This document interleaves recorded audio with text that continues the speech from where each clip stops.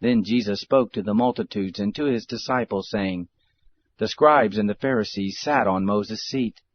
All things therefore whatever they tell you to observe, observe and do, but don't do their works, for they say and don't do. For they bind heavy burdens that are grievous to be borne, and lay them on men's shoulders, but they themselves will not lift a finger to help them. But all their works they do to be seen by men. They make their phylacteries broad, enlarge the fringes of their garments, and love the place of honor at feast, the best seats in the synagogues, the salutations in the marketplaces, and to be called Rabbi, Rabbi by men. But don't you be called Rabbi, for one is your teacher, the Christ, and all of you are brothers. Call no man on the earth your father, for one is your Father, he who is in heaven. Neither be called masters, for one is your Master, the Christ. But he who is greatest among you will be your servant. Whoever will exalt himself will be humbled, and whoever will humble himself will be exalted. Woe to you, scribes and Pharisees, hypocrites! For you devour widows' houses, and as a pretense you make long prayers. Therefore you will receive greater condemnation. But woe to you, scribes and Pharisees, hypocrites! Because you shut up the kingdom of heaven against men. For you don't enter in yourselves, neither do you allow those who are entering in to enter. Woe to you, scribes and Pharisees, hypocrites! For you travel around by sea and land to make one proselyte, and when he becomes one, you make him twice as much a son of Gehenna as yourselves. Woe to you, you blind guides who say, Whoever swears by the temple, it is nothing, but whoever swears by the gold of the temple, he is obligated. You blind fools! For which is greater, the gold or the temple that sanctifies the gold? Whoever swears by the altar, it is nothing, but whoever swears by the gift that is on it, he is obligated. You blind fools! For which is greater, the gift or the altar that sanctifies the gift? He therefore who swears by the altar swears by it, and by everything on it. He who swears by the temple swears by it, and by him who is living in it. He who swears by heaven swears by the throne of God, and by him who sits on it. Woe to you, scribes and Pharisees, hypocrites! For you tithe mint, dill, and cumin, and have left undone the weightier matters of the law, justice, mercy, and faith. But you ought to have done these, and not to have left the other undone. You blind guides, who strain out a gnat, and swallow a camel. Woe to you, scribes and Pharisees, hypocrites! For you clean the outside of the cup and of the platter, but within they are full of extortion and unrighteousness. You blind Pharisee, first clean the inside of the cup and of the platter, that the outside of it may become clean also. Woe to you, scribes and Pharisees, hypocrites! For you are like whitened tombs, which outwardly appear beautiful, but inwardly are full of dead men's bones, and of all uncleanness. Even so you also outwardly appear righteous to men, but inwardly you are full of hypocrisy and iniquity. Woe to you, scribes and Pharisees, hypocrites! For you build the tombs of the prophets, and decorate the tombs of the righteous, and say, If we had lived in the days of our fathers, we wouldn't have been partakers with them in the blood of the prophets. Therefore you testify to yourselves that you are sons of those who killed the prophets. Fill up then the measure of your fathers. You serpents, you offspring of vipers, how will you escape the judgment of Gehenna? Therefore, behold, I send to you prophets, wise men and scribes. Some of them you will kill and crucify, and some of them you will scourge in your synagogues, and persecute from city to city, that on you may come all the righteous blood shed on the earth, from the blood of righteous Abel to the blood of Zechariah, son of Berechiah, whom you killed between the sanctuary and the altar. Most assuredly, I tell you, all these things will come upon this generation. Jerusalem, Jerusalem, who kills the prophets and stones those who are sent to her.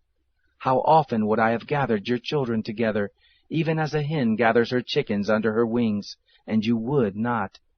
Behold, your house is left to you desolate.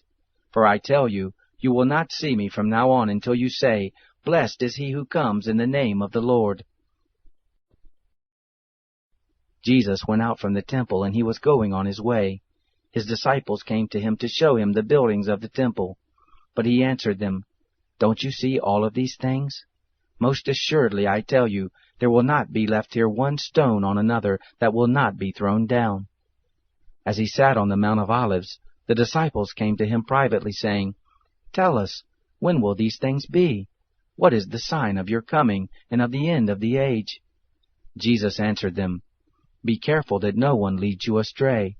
For many will come in my name, saying, 'I am the Christ,' and will lead many astray. You will hear of wars and rumors of wars. See that you aren't troubled, for all this must happen, but the end is not yet. For nation will rise against nation, and kingdom against kingdom, and there will be famines, plagues, and earthquakes in various places. But all these things are the beginning of birth pains. Then they will deliver you up to oppression, and will kill you. You will be hated by all of the nations for my name's sake. Then many will stumble, and will deliver up one another, and will hate one another. Many false prophets will arise, and will lead many astray. Because iniquity will be multiplied, the love of many will grow cold. But he who endures to the end, the same will be saved. This gospel of the kingdom will be preached in the whole world for a testimony to all the nations, and then the end will come. When therefore you see the abomination of desolation, which was spoken of through Daniel the prophet, standing in the holy place, let the reader understand. Then let those who are in Judea flee to the mountains. Let him who is on the housetop not go down to take out things that are in his house. Let him who is in the field not return back to get his clothes. But woe to those who are with child and to nursing mothers in those days. Pray that your flight will not be in the winter, nor on a Sabbath. For then there will be great oppression, such as not been from the beginning of the world until now, no, nor ever will be. Unless those days had been shortened, no flesh would have been saved. But for the elect's sake, those days will be shortened. Then if any man tells you, 'Behold, here is the Christ,' or 'There,' don't believe it.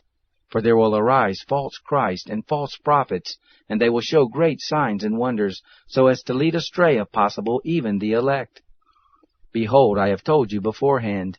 If therefore they tell you, 'Behold, he is in the wilderness,' don't go out.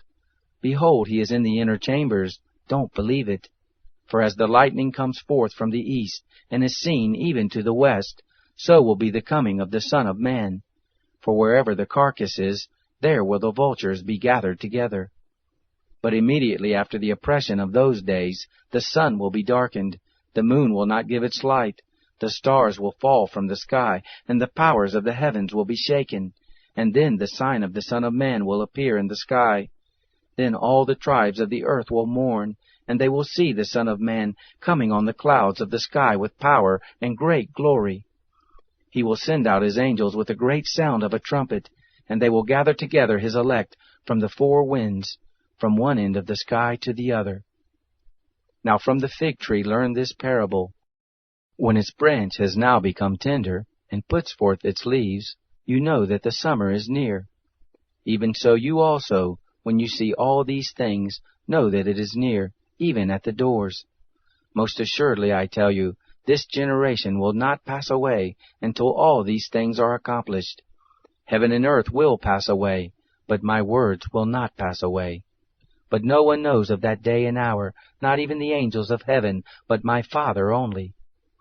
As the days of Noah were, so will be the coming of the Son of Man. For as in those days which were before the flood, they were eating and drinking, marrying and giving in marriage, until the day that Noah entered into the ark, and they didn't know until the flood came and took them all away, so will be the coming of the Son of Man. Then 2 men will be in the field, one will be taken, and one will be left. 2 women grinding at the mill, one will be taken, and one will be left. Watch therefore, for you don't know in what hour your Lord comes. But know this, that if the master of the house had known in what watch of the night the thief was coming, he would have watched, and would have not allowed his house to be broken into. Therefore also be ready, for in an hour that you don't expect, the Son of Man will come. Who then is the faithful and wise servant, whom his Lord has set over his household, to give them their food in due season? Blessed is that servant, whom his Lord finds doing so when he comes. Most assuredly I tell you that he will set him over all that he has. But if that evil servant should say in his heart, My Lord is delaying his coming, and begins to beat his fellow servants, and eat and drink with the drunken, the Lord of that servant will come in a day when he doesn't expect it, and in an hour when he doesn't know it, and will cut him in pieces, and appoint him his portion with the hypocrites. There is where the weeping and grinding of teeth will be.